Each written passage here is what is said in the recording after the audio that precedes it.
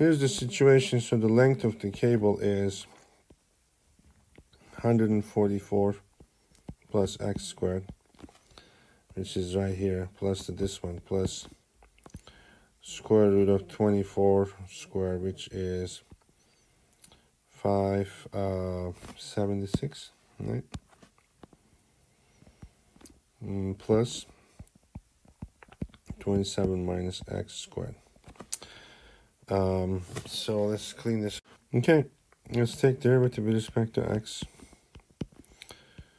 2x over 2 times 144 plus x squared plus 2 times 27 minus x times negative 1 over 2 over 576 plus 27 minus x squared.